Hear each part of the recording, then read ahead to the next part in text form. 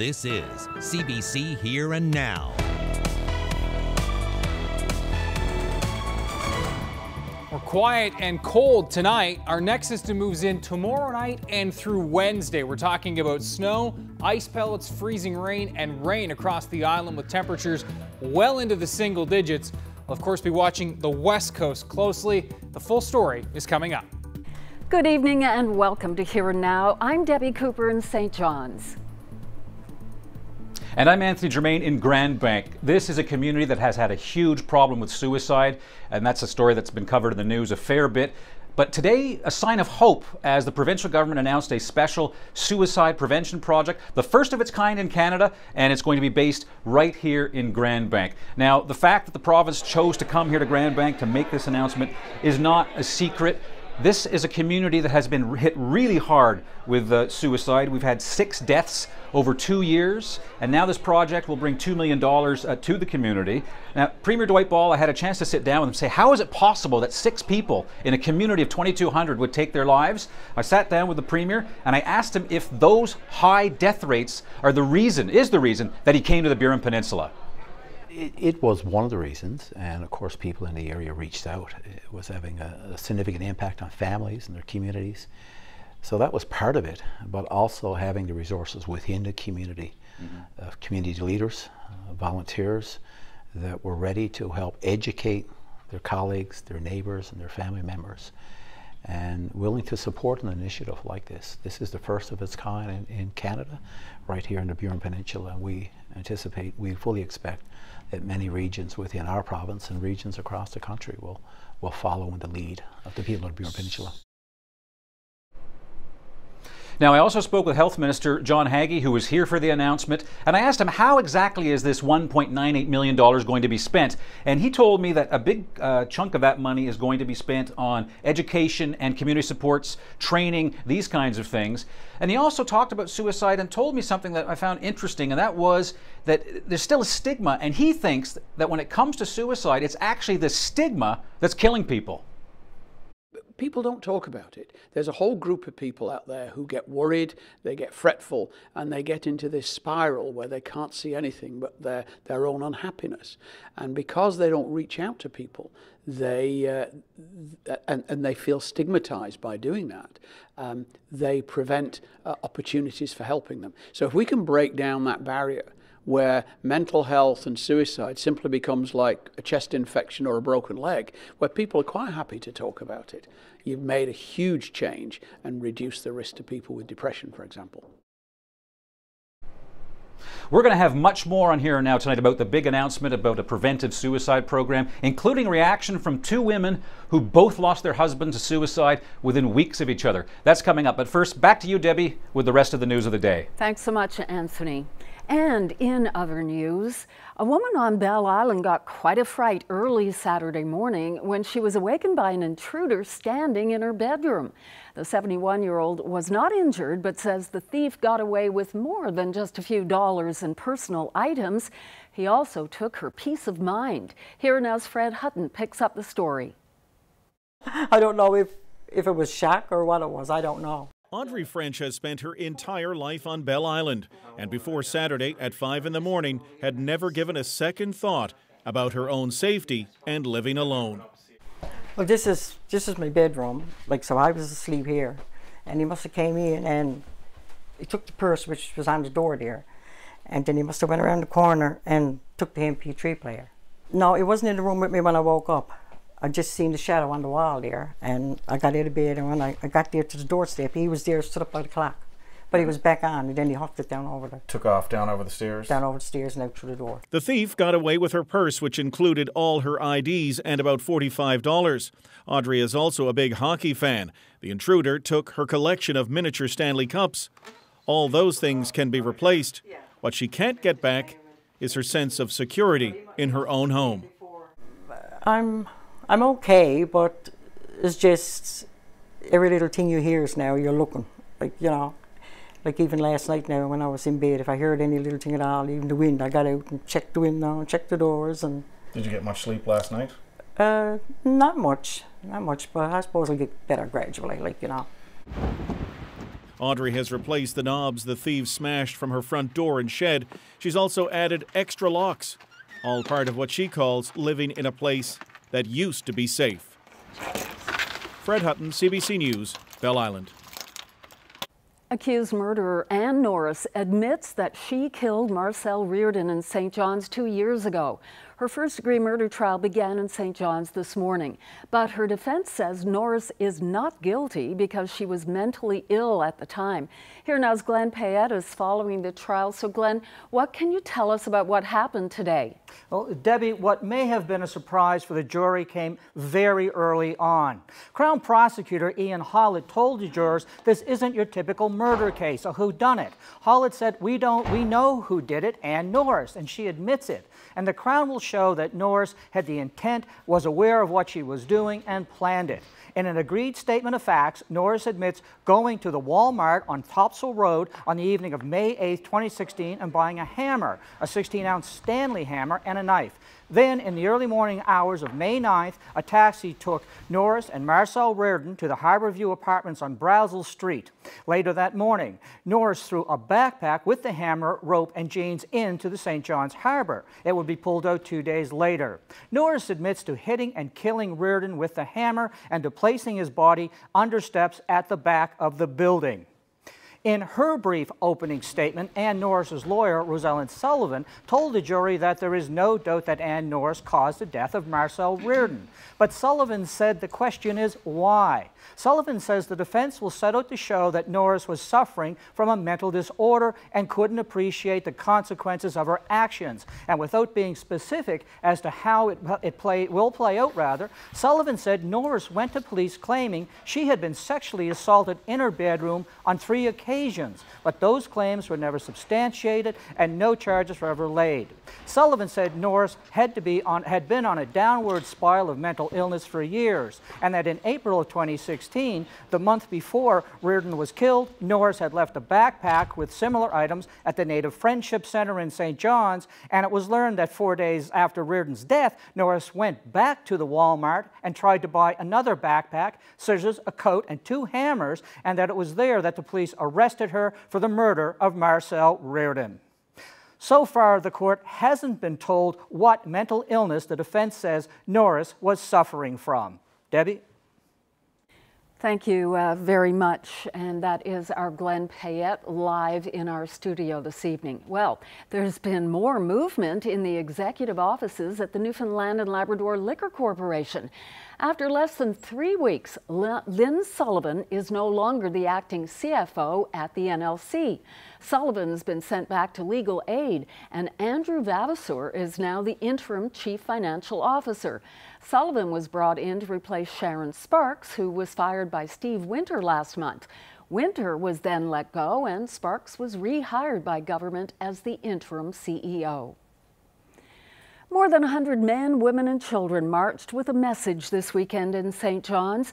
The Women's March was one of many across Canada and the world. This on the anniversary of last year's marches, protesting U.S. President Donald Trump's inauguration and amplifying a call for equality.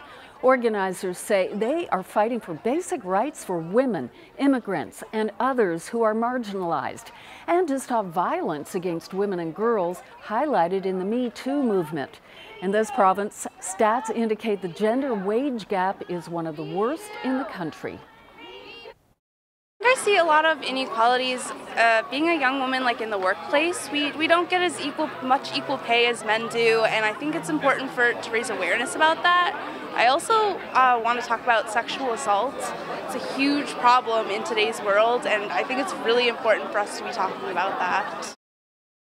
The Royal Newfoundland Constabulary and Iris Kirby House are turning to the public to help women who are escaping abusive relationships.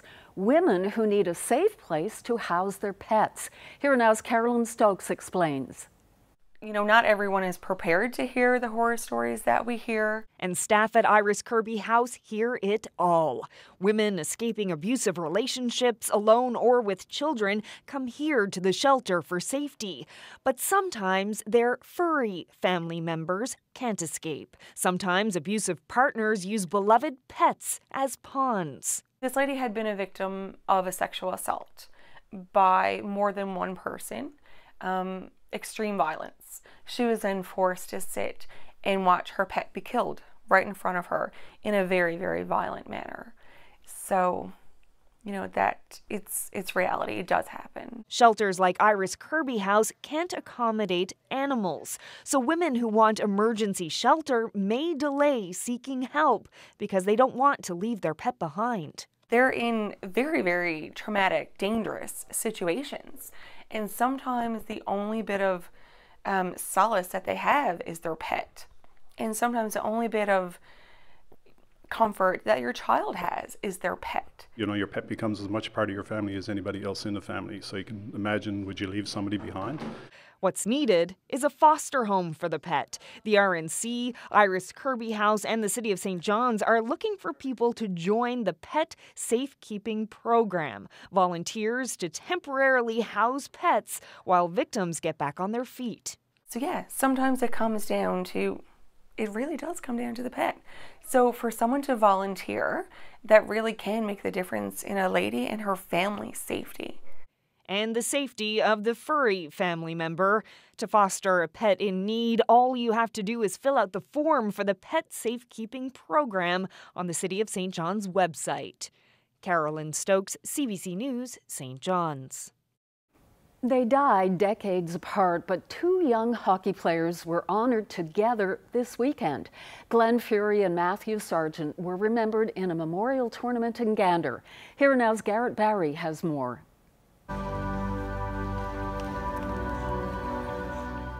Numbers and names raised to the rafters, a scene no one truly wanted to see. The emotions are far beyond words. It runs the whole spectrum, everything from being overjoyed to depression. It's everything in between. So it's overwhelming, and I know it's going to be a treasure that we'll hold dearly for our lives. Matthew Sargent's young life ended in a canoeing accident last year. He was outgoing, quick to make friends, so it's fitting now he has a companion with him. And I was just so touched by it because it's so fitting of how Matthew lived his life. That was his gift, was to make friends and to create bonds. The connection between these families runs deep. Glenn Fury played with Matthew's uncle, won a gold medal before he was diagnosed with cancer in 1979. It was so nice to walk into the rink only to meet his former teammates. So many friends and relatives here to support us today. We were extremely honored. We felt as emotional today as we did 38 years ago when Mr. Glenn Blanford first presented Glenn's sweater to Mom and Dad. The first ever Matthew Sargent Memorial Tournament, a competition, a chance to remember. I played with him and a guy named Andrew Parsons, and I was always the smallest guy on the ice because they're always bigger than me. So if anyone touched anyone on the ice that was one of our players, Matt would go over and he would show him who's he'd just go over and hit him. Their spirit is very strong here today, and it's very evident how much they were loved. On the ice, some of Matthew's old teammates watching his banner go up. I don't know, if it comes to the fact that this place is still out when I have kids and then looking up my banners, you can say that's my buddy, grew up with him.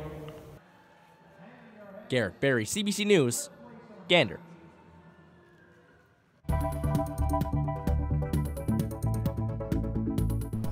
Coming up after the break, reaction to today's suicide prevention program from two sisters who both lost their husbands to suicide within weeks of each other. Don't go away.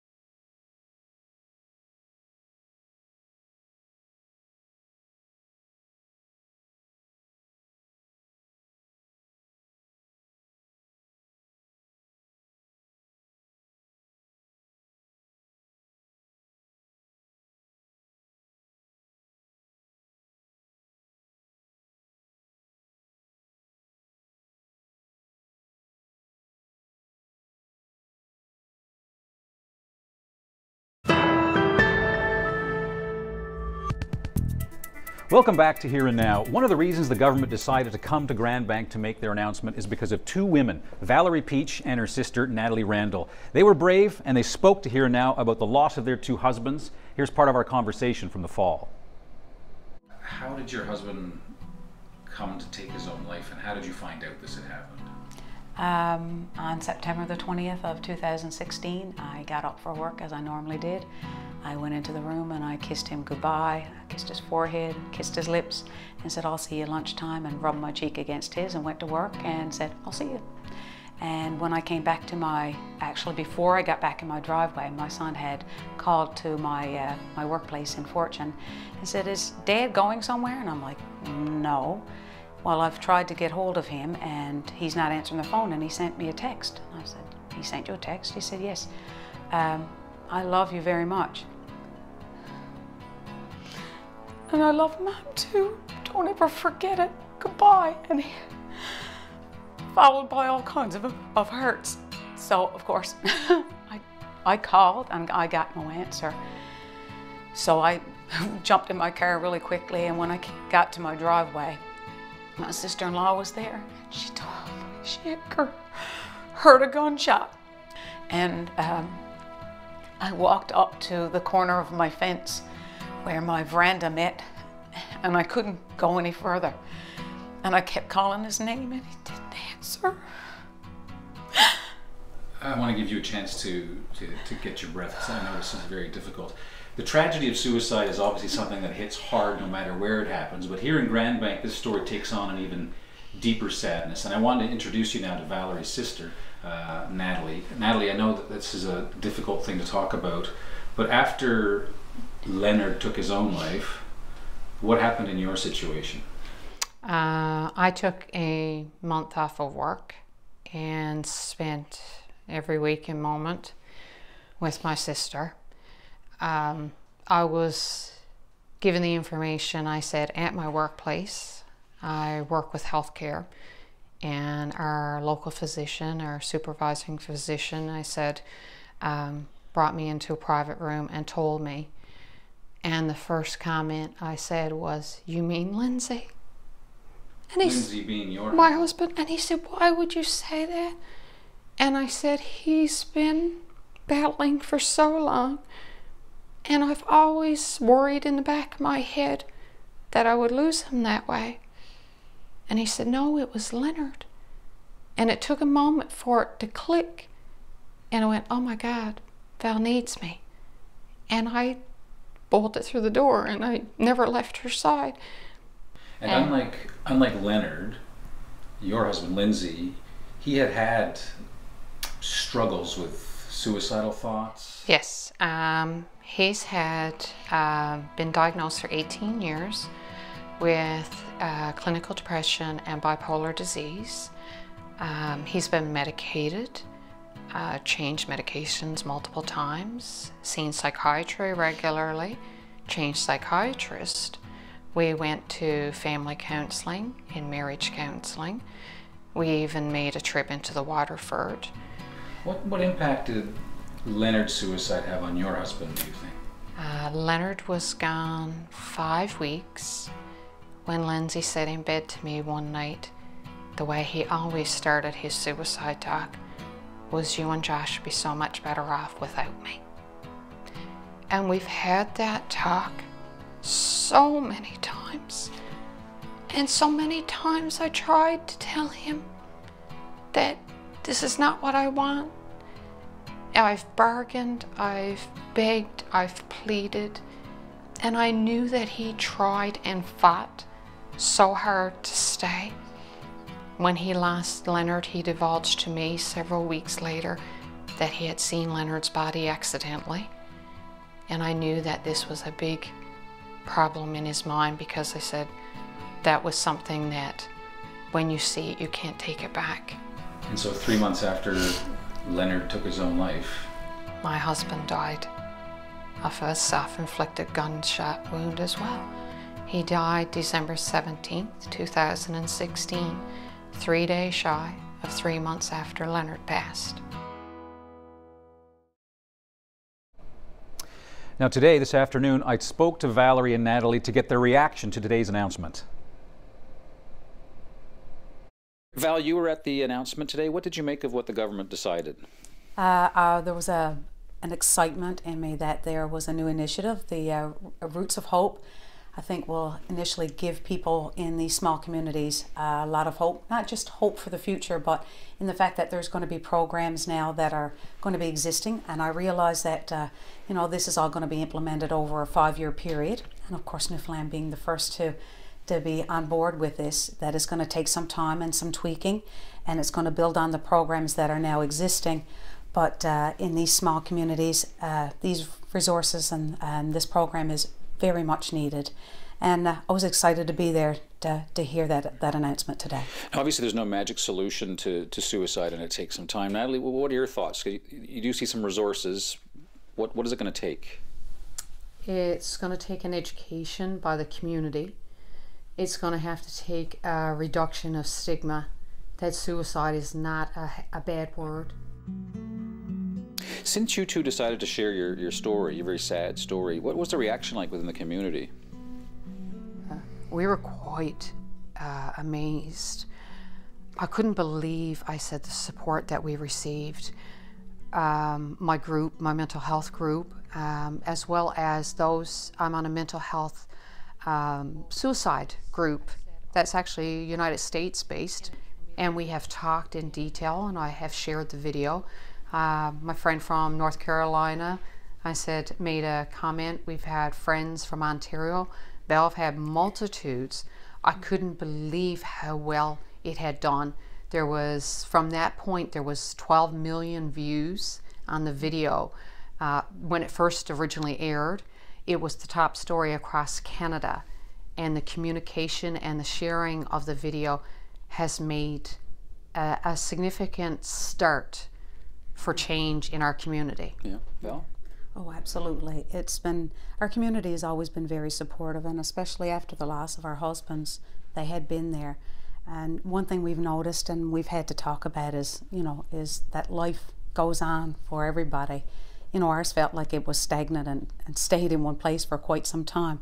But one thing we've always felt is that our community's had our back. But since the airing of this video, I cannot believe the amount of people that have contacted and sent inbox messages as to, you know, what's going on in their lives and how they're suffering and how they know somebody that's suffering and how they've been impacted by mental illness. Right, so some caring. Yeah, absolutely. So, you know, I think more than anything, when we decided to do this interview, it wasn't for selfish reasons. I think it was for advocacy and to bring awareness and to break the stigma. But I think it certainly did a lot more than what we ever anticipated. And for that, we're very proud. Speaking to the sisters today, it became clear to me that they are slowly healing, slowly getting better. Now, in about 20 minutes, I'm going to introduce you to a Newfoundlander. Her name's Louise Bradley. She heads the Mental Health Commission of Canada. She was on hand for the announcement, and she remembers a friend she lost 25 years ago as if it was only yesterday.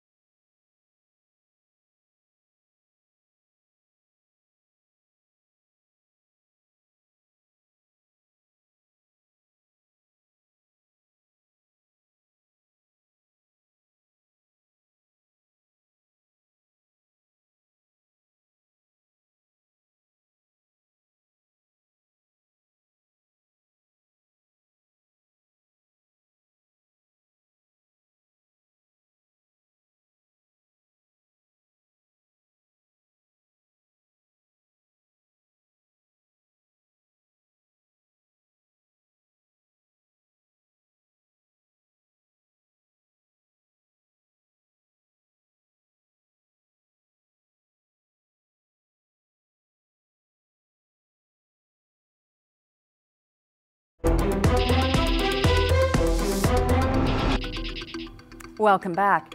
Well, parts of the west coast of Newfoundland are still cleaning up after last week's flood.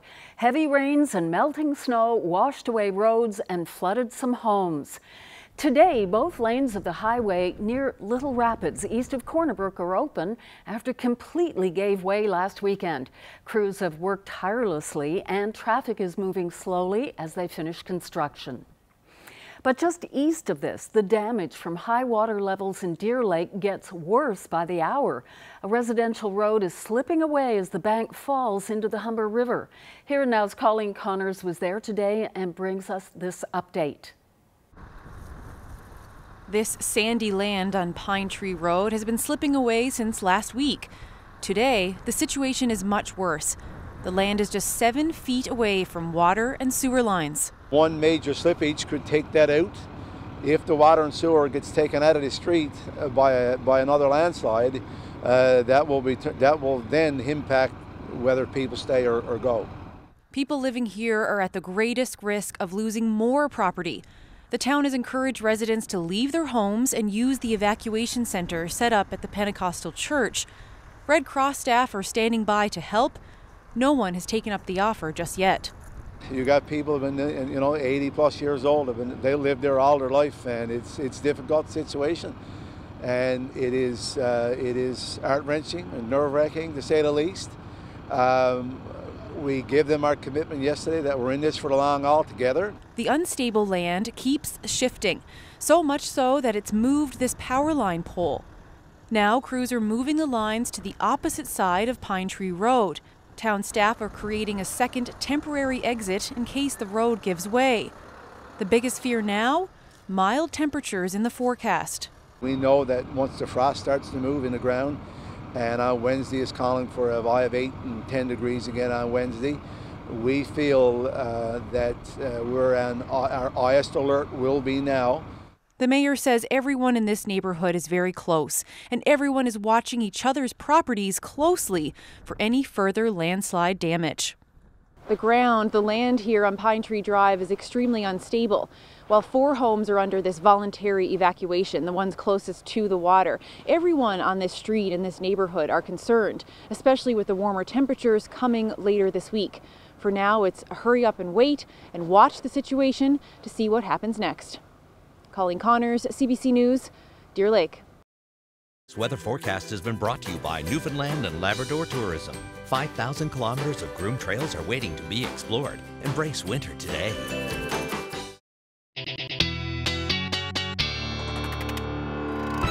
So this is the perfect time to start chatting about the weather, given what Colleen was just talking about. People are very concerned about these warming temperatures that we're going to get. And obviously, it's a concern for that West Coast region, especially. It was flood damaged last time, as Colleen mentioned. Couple of points to make there. Last time, we had over 50 hours of plus side temperatures, 30 hours of double digits, and 50 to 100 millimeters of rain. It was a really severe flooding event because of all those factors. This time around, a couple of points to make here will be a lot shorter time frame above zero. We're talking 12 to 15 hours from about Tuesday overnight to early Wednesday morning till about Wednesday evening. That's our window for those above zero temperatures. We will peak around 8-9 degrees and then back down again below zero. Rain and drizzle on the menu. Certainly no rain will be welcomed rain along the West Coast region. That said, we're looking at about 10 to as much as 30 millimeters of rainfall with this system, so nowhere near the event that the last one was. We will see some gusty winds with this as well. Wind warnings are already in effect for the Wreck House region, gusts up to 120 there. Gusts to 100 this evening for the Northern Peninsula east side, and special weather statements across the province with this next system coming in. Likely more warnings to come tomorrow as the Gander Weather Office and everybody get a better handle on this system that is just now moving into the Great Lakes with snow, ice, and rain, and that will be what's on the menu across our neck of the woods as well. Let's run you through the timeline here. First tonight, it's been a pretty brisk day across the island. Temperatures cool, wind chills even cooler, and as we roll into tomorrow morning, another cool start. generally in the minus double digits for most of us. Winds are still going to be a little on the breezy side from the north-northwest, and we are going to be seeing temperatures drop to minus 20 and 30 again across much of Labrador. Quiet though, really not much in the way of precip at all. That changes into the afternoon, at least for a few of us.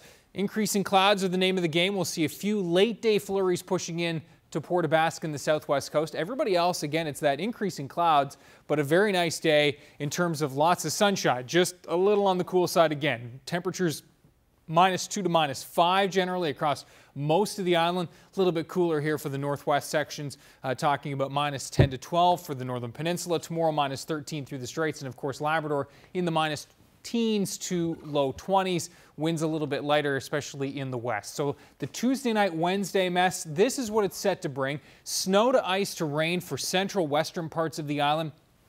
The heaviest rain this time around, unlike the storm 7-8 days ago, where the heaviest rain was on the west coast. This time around, the heaviest rain looks to be set for the southwest coast. Ice to rain for the Burin and the Avalon peninsulas, and again, significant snowfall set for the northern peninsula and especially up into Labrador, where the winds will be gusty with this one as well. Timeline-wise, again, the snow moves in Tuesday night. Will transition to rain by Wednesday morning for Corner Brook down across to the Burin Peninsula. Perhaps even starting and finishing as rain on the Avalon Peninsula. Very gusty winds with this one as well, in from the south, hence our warm up, and that snow and wind will be really cranking up in Labrador. Look at those mild temps, 6-8 degrees across the island. We're really going to fall as this cold air in Labrador wraps back into Newfoundland for Wednesday night into Thursday, and we'll talk more about that with your long range still to come, Debbie. Thanks, Ryan. Well, the rumor mill has been working overtime with speculation that hockey is coming back to Mile 1 Centre. Right now, pro basketball is the only game in town. Part of the Edge's deal with Mile 1 was exclusive rights to bring a hockey franchise to Mile 1, but that right expires today. Enter businessman Dean McDonald, along with Glenn Stanford, one of the prime movers and shakers behind the successful St. John's Ice Caps franchise. They've been in active discussions with the East Coast Hockey League. We've had some good discussions with them over a period of time. We were at their board meeting last week. And where would that team come from? I don't want to get into that because that's confidential to what was going on in the boardroom. But yeah, there's a process that we have to do with those guys. We're in the middle of that process, and there's certain things that we have to have in place. So we're working towards making sure that everything that they're looking for that we have before we move forward. That's humming along, but ultimately you need a place to play. What is the status of your talks with the Mile 1 St. John's Sports and Entertainment people? Well, we haven't. To be fair to them, as I said, there's a process that they have to go through with the Edge ownership, and we are respecting that process. And I believe that ends today or tomorrow. Then hopefully we're able to sit down and have some negotiations. How fast can that happen, though? Well, it depends on the groups that are involved. I've been involved in negotiations with tenants and building. I've been in this business for 30 years. It can go as quickly as you like it to go, or it can drag on. I tend to think, and I hope that with regards to negotiations, the bottom line for everybody here, both us, if we are successful in getting a hockey franchise, for the building, the bottom line is that the citizens of St. John's are the ones that are going to be rewarded on this. The Edge basketball, as you said, has 20 nights down there. It's been an incredible success story, a lot more than what people thought that would happen. It's been absolutely wonderful to watch. Hopefully we can do the same, come in with 36 nights and 20 with the basketball, and then all of a sudden, Mile 1 has 56 nights, and how good would that be for the citizens of St. John's, for the businesses downtown? I think everybody wins. How interested are you and your group in striking a long-term lease with Mile 1? People are wondering if that could happen. Would the taxpayers have to pay less of a subsidy to Mile 1? No, we're not interested in any subsidies. We're interested in paying our way. We're obviously interested in a long-term relationship with Mile 1. We're not interested in coming here for 2 or 3 years and then moving on. And the neat thing about the ECHL, which is different from the American Hockey League, is that it's your franchise. It's not going anywhere. It's your franchise. It's with the American Hockey League, the franchises were owned by the Toronto Maple Leafs and the Montreal Canadiens, and then, as you saw, and with the Winnipeg Jets, as you saw, they moved out because they wanted to be closer to the National Hockey League affiliate. in this situation with the ECHL, you're not moving. This is our franchise. It stays in the city of St. John's and is not going anywhere. Why do you think it could work here? 20 years of hockey in St. John's in the American Hockey League. This is a hockey town. This is a good hockey town. This is a good sports town, and it's been shown now with people who didn't think that the basketball would be successful, and look at the crowds they're getting down there, and over 4,000. Congratulations to them. As I said, it's an absolutely wonderful success story for our city. Could basketball, the Edge, and an ECHL team survive together at Mile One? Every building in Atlantic Canada right now who has a National Basketball League team, Cape Breton, Halifax, PEI, Moncton, they also have a Quebec Major Junior Hockey League team. It's happening all around Atlantic Canada. It's happening in the buildings in Ontario with the basketball team, in London and Kitchener. They all have junior hockey teams. So why not? If it can be successful there, why not here? Last question. When do you want to see a deal done? What would be your ultimate timeline here? Well, obviously as soon as possible. I mean, it's you're dealing with a lot of other factors with the ECHL, with scheduling and things of that nature. So, you know, we're hoping we can get moving as quickly as possible. Okay, you're not going to give me any kind of guesstimate. No, because I don't know, to be honest with you. I wish I could, but I hope we can get moving and get it done pretty quickly. That was Glenn Stanford this afternoon. He also told me they have a potential partnership with the Toronto Maple Leafs, so we'll keep you posted. Well, still with sports, a young curling team returned to St. John's this afternoon after competing at the National Junior Championships in Quebec. Team Glynn finished first in its pool and made it to the championship round before finishing 6th overall. Here now's Jeremy Eaton caught up with them at the airport. The teens of Team Glynn arrived to the welcoming arms of friends and family. Their first Canadian Junior Curling Championships, a big success. We had a 5-5 record, and we also brought Newfoundland and Labrador up to the 6th spot for women's, and that is 3 from last year. So that was incredible. It made us feel so proud and so happy for ourselves. 3 of these curlers are 17, 1 is 15, making them some of the youngest to attend the Under-21 event. Meaning if they can stay together and win, they can go back 4 more times. We're a really tight-knit team, we're really close together, and we're really excited to move forward from this. You know, we're pretty young going to this Under-21 competition, so the fact that we have 4 years left, I think we could do a lot with it. Lots of family traveled with them, including Danette Chater, who represented Newfoundland and Labrador at this very same event back in 1992. And we traveled to Verdun, BC for 10 days. And to actually go to Shawinigan, Quebec and see my daughter perform up there for a week, it has been an amazing experience. So proud of everything the team has accomplished in the last little while. But their season is far from over. Next month is the Under-18 Provincials in Stephenville, where these girls are the 2-time defending champions. There's a lot of great teams coming up behind us, but we're going to work hard and try and defend our title and get back to nationals. Before they start sweeping, a few of the girls need to hurry hard to the books. Midterms are in a week. I have 4 publics this year, so cross my fingers on that one, but hopefully, you know, when I go back, get caught up a little bit as much as I can and see what I can do with it. Jeremy Eaton, CBC News, St. John's. Estimated that every suicide impacts in a devastating way 25 other lives. More on the crisis on the Burin Peninsula and the new First in Canada program to stop it.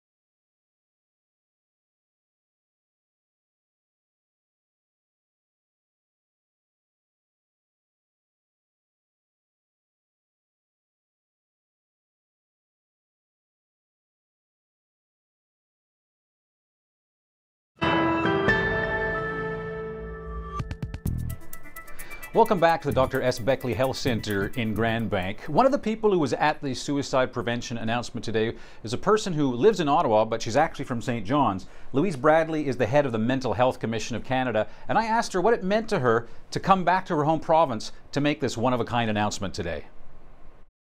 I was actually very, very proud. This is a huge problem that impacts the entire country. And so to see Newfoundland and Labrador be the first to make this announcement to really and truly address suicide issues is just wonderful. What did you make of the rash of suicides here on the Burin Peninsula? You know, I have thought about that, and it's really difficult. I hope that through this research and project that we will be able to get a better handle on what that is.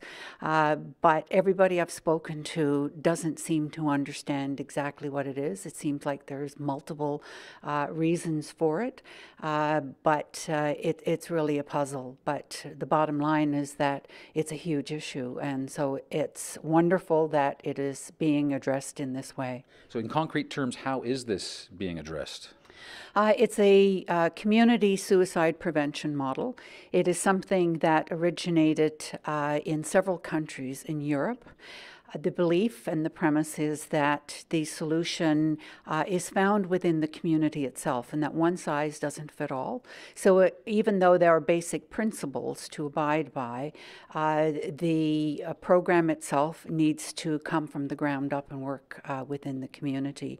But in European countries as well as Quebec, the suicide rates have dropped over 20% within 24 months. But concretely, what does that mean? More counselors, more walk-in clinics? What is it? It means so that there would be special training for specialized groups, whether it's youth or middle-aged men, so you would focus there. And it also means public service campaigns to make people more aware. Means restriction, so you look at the types of ways in which people die, be it bridges, trains, or whatever the case may be, and trying to create solutions that will limit access to those means. Right. Firearms. Yes, exactly. Did you mention that you actually lost a friend? Yes, I did. Yeah, it was over 25 years ago now, and she and I were both in Newfoundland, and but she was in Toronto at the time. And so I know acutely that death is a grief that is difficult to get over, but suicide is a different kind. So a very momentous day here on the Burin Peninsula today with the announcement of this preventive suicide program. And what will be interesting to see in the coming months is how the lessons that are learned here in Grand Bank are actually applied in suicide prevention across the province. Debbie? Thanks so much, Anthony. Some really interesting programming there from Grand Bank tonight. Thanks so much.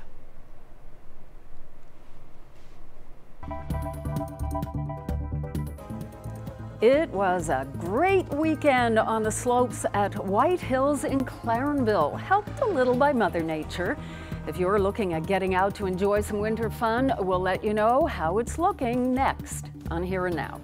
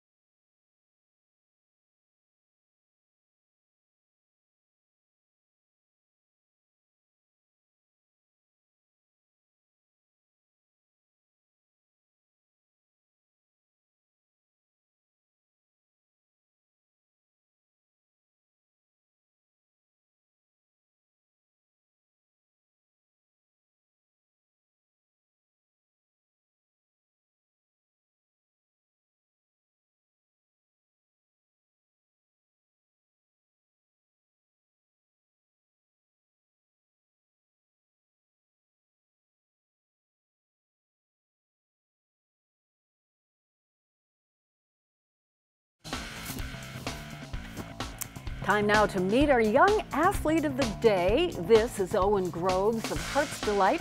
Owen is 15 and won the Bandolero Championship at Eastbound for the second time this past September. Congratulations, Owen. You're today's young athlete of the day. The weather update is brought to you by Belltone Hearing Service St. John's, helping the world hear better. Okay, give it to us. Yeah, I was just telling you off camera, not one but two warm-ups in this 7-day forecast. The second one obviously less certain than the first, which is definitely on the menu, and we can already see the warmer temperatures building up into northeastern parts of the U.S. and Canada. Toronto at +1, Pittsburgh at 17, New York at 7, and that is the system that is on the way. First, this system rolling onto the west coast will spawn what will be the system that moves in later weekend into early next week and will likely feature, at least based on the latest projections, yet another warm-up. Cold air, the name of the game, certainly over the next 24 hours, where high pressure dominating, a chilly start, minus double digits for most of us tomorrow. To start the day, we're going to be pretty chilly from start to finish, in fact, and then our next system rolls in through Tuesday evening into the overnight. Snow will mix to ice pellets and freezing rain for central western Newfoundland. There's that heavy rain, and again, unlike the last system, which had that conveyor belt of moisture to the west coast, this one will be more of a south coast system in terms of that heaviest rain, and the 50+ potential millimeter amounts will be, again, along that southwest coast in particular. Some heavier rains moving in across the Avalon as we roll into the Wednesday afternoon time period, but they don't look to last that long, so amounts don't look too intense here either. Now, as we take a look at that, basically your highlights map, and I'll fill some numbers in on this over the next 24 hours as we get a better handle on things, but significant snowfall is looking set for Labrador, the Northern Peninsula, and that messy mix across central and western Newfoundland with mainly rain looking set here across the Avalon. Now, very gusty winds with this one as well. It rolls to the north, and this is where we have the cold air wrapping back in. Travel plans Thursday along the west coast. Be mindful that onshore flurries and even some squalls looking set. Colder air sinks back in for Friday. And yeah, cool but quiet start to the weekend, and then the next system slowly rolls in. We'll have a quick wave coming through with some light snowfall possible Saturday, and then look how far west this next system looks expected to track, way up again into even west of the Maritimes, and that jet stream is well to the west and will allow that warm air to once again crawl in through Sunday into Monday and Tuesday based on the latest projections, and that would be an early, of course, mix Sunday night into Monday for central and western Newfoundland, rising above zero, and temperatures peaking Monday into Tuesday. So we'll keep you posted on that. But again, the roller coaster ride that has been January here across the province does continue across the island, that is. Labrador continues into the temps well below freezing, even in the west, peaking at -6 to 7 over the next couple of days. Debbie? Thanks once again, Ryan. A no layoff guarantee is an unusual move in public sector bargaining, and it's got a lot of people talking in this province. But Finance Minister Tom Osborne says it's good for our fragile economy. Here now's Terry Roberts reports. We cannot afford to have fear in our public service that there will be mass layoffs. The 20,000 members of NAPE can sleep easy and keep spending their money. They will not be targeted for layoffs because of the province's dire fiscal situation over the next 2 years. That's if they ratify a tentative collective agreement. The finance minister says it only makes sense. We've seen that pattern in the past when people knew through budget announcements we're going to lay off 400 people. Retail sales numbers show that people stop spending because they don't know who's next. This is about government maintaining the ability to manage its affairs. The St. John's Board of Trade says government is surrendering its ability to curtail spending.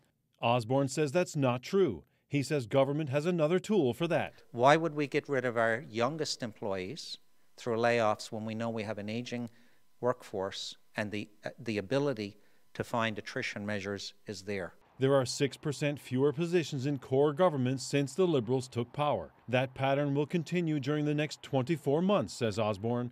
He says the conclusion of major projects has hit hard. High-paying Alberta jobs gone, and unemployment numbers that are the highest in the country. He says it's not time for uncertainty in the public sector. Our public servants are real people. They have real families, real children. They live in our communities. They shop at businesses that are members of the Board of Trade and other businesses. They contribute to our economy. Terry Roberts, CBC News, St. John's.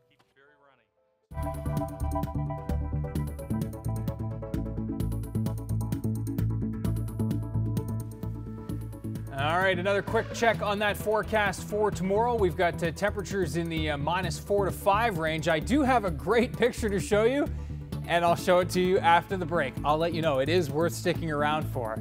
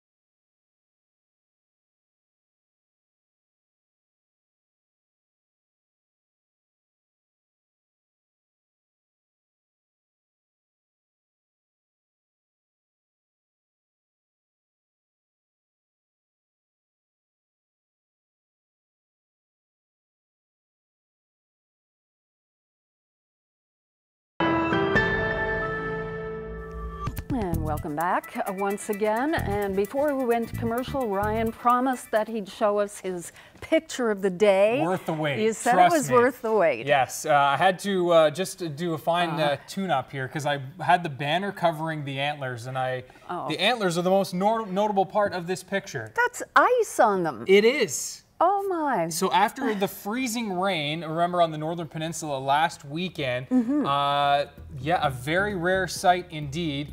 Just off Port au Choix, this is at the lighthouse down the road at Point Rich, and Frank Walters snapped this in, again, a very, very rare sight to see ice accretion on the antlers. Wow, that was good of Frank to pick that up. Yes, and he talked to many, many anglers in the area that said they've never seen that before. Wow. So thanks very much, Frank.